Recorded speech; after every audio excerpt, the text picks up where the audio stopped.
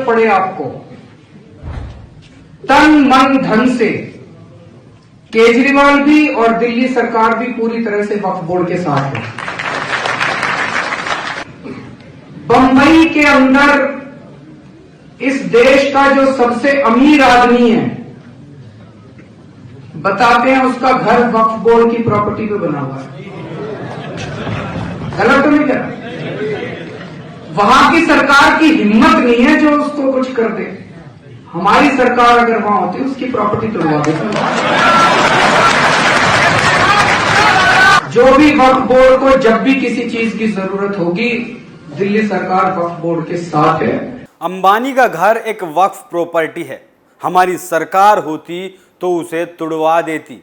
ये कहना है देश के अगले प्रधानमंत्री बनने का सपना देखने वाले अरविंद केजरीवाल का, या यूं कहें कि हजारों करोड़ की हेरा फेरी में फंसी आम आदमी पार्टी के संयोजक का।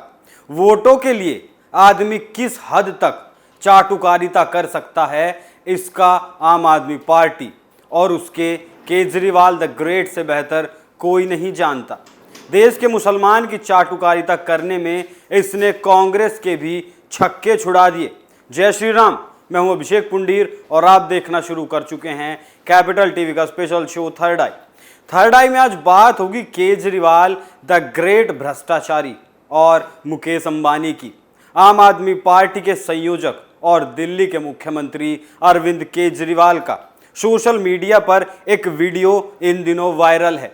इस वीडियो में अरविंद केजरीवाल मुकेश अंबानी के घर को वक्फ बोर्ड की जमीन बता रहे हैं और कह रहे हैं कि अगर महाराष्ट्र में उनकी सरकार होती तो उनके घर को तोड़ डाला गया होता। मुस्लिमों को संबोधित करते हुए अरविंद केजरीवाल इस वीडियो में कह रहे हैं, कभी भी जरूरत पड़े आपको, तन मन धन से केजरीवाल और दिल्ली सरकार पूरी तरह से वक्फ बोर्ड के साथ है।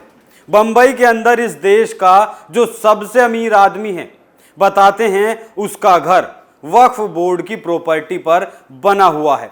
इसके बाद वो वहां मौजूद लोगों से पूछते हैं, मैं गलत तो नहीं कह रहा। केजरीवाल अपनी बात को जारी रखते हुए आगे कहते हैं, वहां की सरकार की हिम्मत नहीं है जो उसको कुछ कर दे। हमारी सरकार अगर वहां होती तो उसकी प्रॉपर्टी तुड़वा देती। वक्फ बोर्ड को जब भी किसी चीज की जरूरत होगी, दिल्ली सरकार वक्फ बोर्ड के साथ है। अरविंद केजरीवाल का जो वीडियो अभी वायरल हो रहा है वो दरअसल 2019 का है। पहले आप ये वीडियो देखिए। बंबई के अंदर इस देश का जो सबसे अमीर आदमी है, बताते हैं उसका घर वक्फ बोर्ड की प्रॉपर्टी पे बना हुआ है। गलत तो नहीं कर रहा? वहां की सरकार की हिम्मत नहीं है जो उसको कुछ कर दे। हमारी सरकार अगर वहां होती उसकी प्रॉपर्टी तोड़वा देती।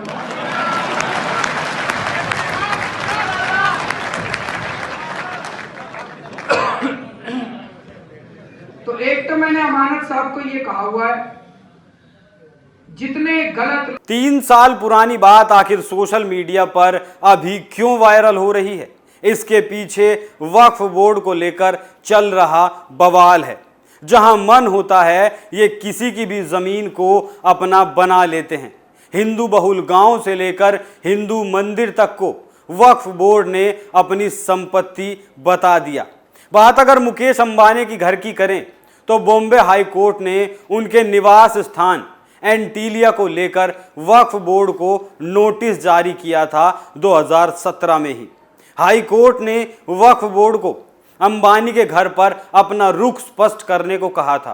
प्रॉपर्टी को गैर कानून तरीके से बेचने को लेकर दायर याचिका के बाद यह नोटिस जारी किया गया था। साल 2005 में यह प्रॉपर्टी अंबानी के स्वामित्व वाली company muffin Antilia commercial private limited ने खरीदी थी। ये जमीन पहले करीम भाई इब्राहिम खोजा अनाथालय ट्रस्ट की थी, जिसमें अनाथ मुस्लिम बच्चों की मदद की जाती थी। इस मामले में इस याचिका के अलावा विभिन्न मुकदमे दायर किए गए थे, जिस पर बॉम्बे हाई कोर्ट में सुनवाई हुई। जालना निवासी अब्दुल मतीन ने अखबारों में प्रॉपर्टी की बिक्री के बारे में पढ़ा था और 2007 में एक याचिका दायर की थी। उसकी याचिका को उसी मुद्दे पर 66 अन्य याचिकाओं के साथ टैग भी किया गया था, जिस पर उस वक्त बॉम्बे हाई कोर्ट में सुनवाई भी हुई। अब इस बात का भी सच जानना आपके लिए जरूरी है। मुकेश अंबानी ने एंटीलिया बनाने के लिए साल 2002 में 4532 स्क्वायर मीटर का प्लॉट खरीदा था, जिसके लिए उन्होंने 21.5 करोड़ रुपए दिए थे। ये डील शुरू से ही विवादों में आ गई थी, क्योंकि जिस जमीन को बेचा गया था वो वक्फ बोर्ड की प्रॉपर्टी थी। विवाद बढ़ने पर रिटायर्ड जज ATA के शेख को जांच की जिम्मेदारी दी गई और उनसे कहा गया कि वो अपनी रिपोर्ट सरकार को सौंपे। अगस्त 2002 में चैरिटी कमिश्नर ने इस डील को सही पाया और नवंबर 2002 में जमीन मुकेश अंबानी को ट्रांसफर करने के आदेश दे दिए गए थे।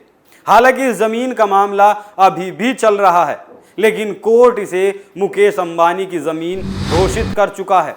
अब उस अमानतुल्लाह खान की भी कहानी सुनिए, जो इस वक्फ बोर्ड का अध्यक्ष था और फिलहाल जेल की रोटियां तोड़ रहा है।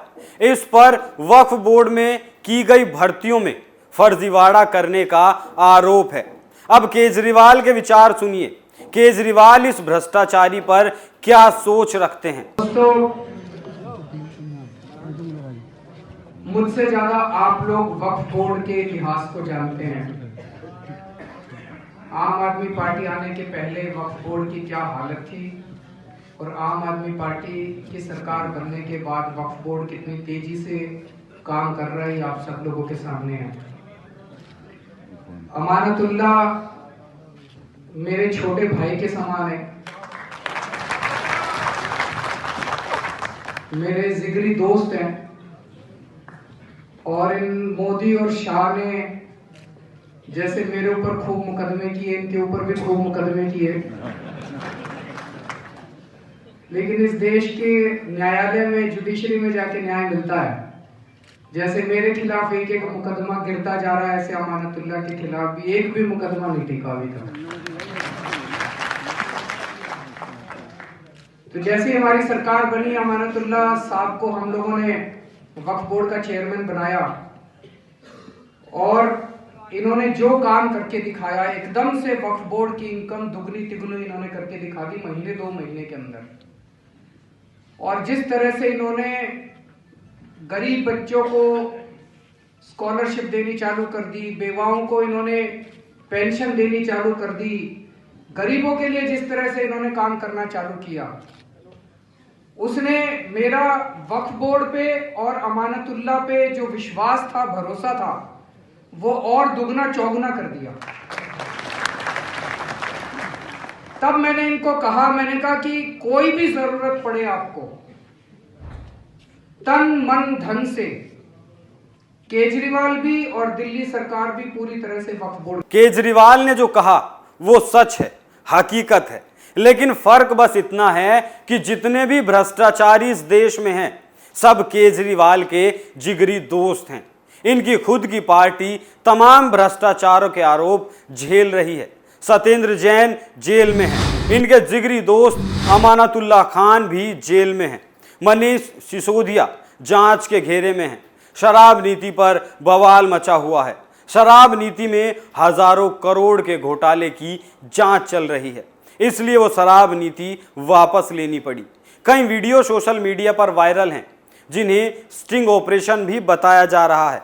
उसमें केजरीवाल के बाशिंदे भ्रष्टाचार की बात कबूल कर रहे हैं। केजरीवाल सरकार को कैश में करोड़ों रुपए की घूस देने की बात भी इन वीडियो में कबूली गई। केजरीवाल पर आरोप ऐसे भी हैं कि नई शराब नीति लागू करके जो काला पैसा आम आदमी पार्टी की इस सरकार ने कमाया, वो सारा पैसा पंजाब में सरकार बनाने में लगा दिया गया। जिस वक्फ बोर्ड की केजरीवाल वकालत कर रहा है, उसे दूध पिलाने का काम भी इसी केजरीवाल ने किया है। जैसे कांग्रेस ने 2014 के चुनाव से पहले देश के मुसलमान को रिझाने के लिए 133 संपत्तियां वक्फ के नाम कर दी थी। ये जमीनें पोर्च इलाकों में थी और इनकी कीमत सैकड़ों करोड़ रुपए है। अब दिल्ली के मुख्यमंत्री को ये बता देना चाहते हैं कि जैसे यूपी में वक्फ की उल्टी गिनती शुरू हो चुकी है, वैसे ही जल्द ही पूरे देश में इसका साम्राज्य ढहने वाला है। और पहले आप अपने जिगरी दोस्त अमानतुल्लाह खान को बचा लीजिए, उसके बाद मोदी और अमित शाह को हराने के सपने पर काम शुरू करें। थर्ड आई में आज के लिए इतना ही। कल फिर मुलाकात होगी एक नए मुद्दे के साथ। तब तक देखते रहिए कैपिटल टीवी। नमस्कार।